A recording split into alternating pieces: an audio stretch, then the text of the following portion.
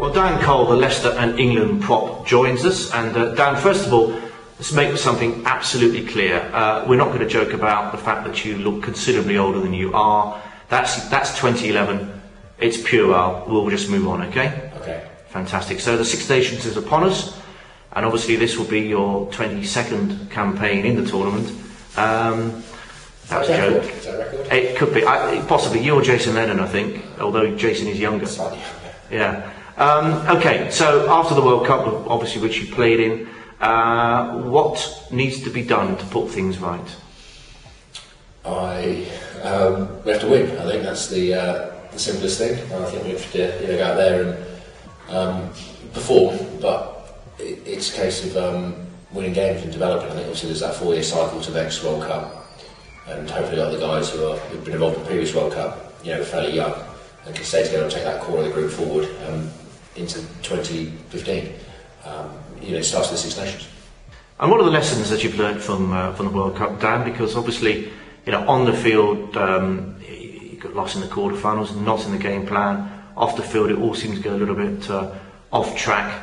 So, you're a predominantly young team. You've got hopefully a long future ahead of you all as an England team. But lessons have to be heeded, don't they? Yeah, definitely. I think we can't do what we did at the World Cup for obvious reasons. I think we've got to move on. It's a fresh start, and we've got to learn on and off the field. We can't behave like we did off the field. Obviously, under the media attention that we got and everything else, whether it was right or wrong, it shouldn't be.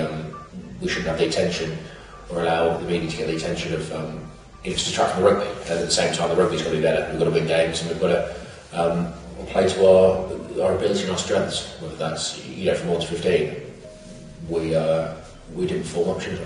So what's the feeling now? I mean, sort of the old adage of getting back on the horse, because the games are coming thick and fast in the Six Nations, and I guess the only way you can put it right is by performing well and hopefully getting the results. Yeah, definitely. Obviously the most important thing is the victory, is the win. But part of that comes with the performance will be better. We've got to show improvement. I think there's new people coming together, but at the same time, there'll hopefully be a core of the team that's played together before, played quite a few games before, and it's just that development and that sort of being able to build something together and perform and win. That's why you play the championship. It's not to sort of in 4 years. It is to win in 4 years' time in the World Cup, but you're looking at the next Test match. That's the focus. We can't get too far ahead of ourselves, because there are games to win. Well, amid all the doom and gloom of the World Cup, the bottom line is you are the defending Six Nations champions, and the vast majority of that World Cup starting 15 are all in their early and mid-20s, except for you, obviously, who's in your late 40s, which bodes well for the future, because I guess all of you will, in a funny sort of way, be better for that experience. I think so. I think if you look at the other the World Cup teams that won, I think on New Zealand, the previous World Cup fall, they all got knocked out in the quarterfinals. To South Africa the year before. And England in '99. Precisely. I think there is that. I think I'm not wanting to read into the stats and stuff, but I think if you do look at that, they talk about the 4-year cycle, whatever it is, to perform, and that's out of our hands. But there's a lot of young guys in the team. We've played together before, and it's not. I don't think this Six Nations campaign is a totally new page. Because the guys have played before and played together, and there should be some. We can't just excuse losing because we're a new team, because we're not. And we've got to put together. We've got to build on what we've learned and take it forward. Now, the Six Nations is going to be tough. I was just looking at the patches, and there's no easy ones. Italy, you've got away, and I think only the public don't always understand this, do they? You ever speak to a rugby player, they'll always tell you it's tough against Italy. But if you speak to a front row forward, particularly, it's tough. I mean, you'll be up against your mucker here, won't you, Castro? Yeah.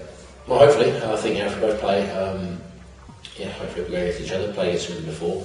But yeah, I think Italy. I think if you look at their results, beat France at home, and the France went to the World Cup final. So yeah. Do you two actually have any banter during a game like that? But just as I know we digress slightly, but is there any nod and a wink or something? Or no, we're normally too hanging. It's normally too breathing too heavy. And we come close to the scrap. That's about it.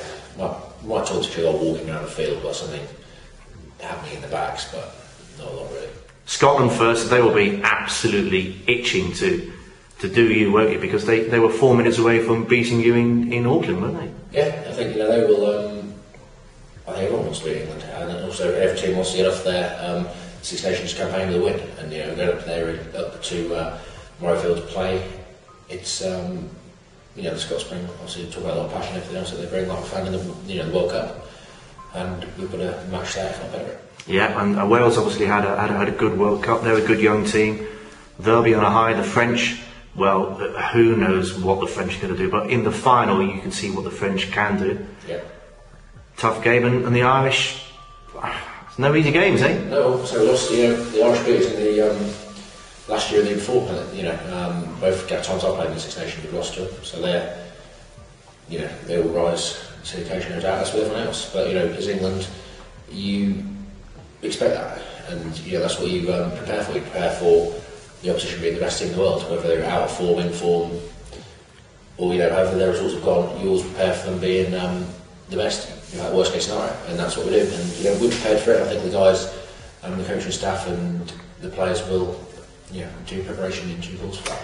And looking at you, by the way, you've gone for the red stubble at the moment. So the old ZZ Top stroke redneck look of the World Cup, that's gone, is it? Yeah, it's gone. It's just through choice or? No, through choice. Yeah, it was a World Cup beard, so when you get knocked out, you've got to get rid of it. Well, you're not going to have a Six Nations beard, or? No, I don't know. It depends what takes your fancy. Okay, talking about taking your fancy, you no longer live with Toby Flood, do you? Correct.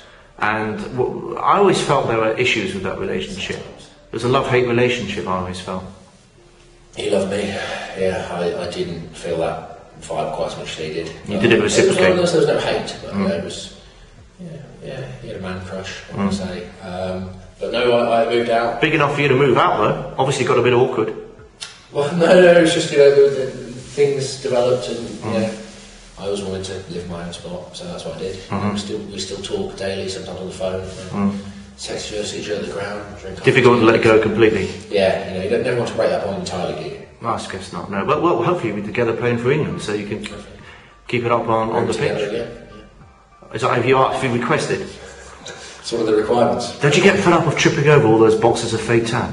Oh, that and all the stash you get, but I stay out of the way. Sometimes do it for him. It's fine. Okay, mate. Well, listen. Best of luck for the Six Nations, and hopefully you'll be putting the smile back on English rugby's face.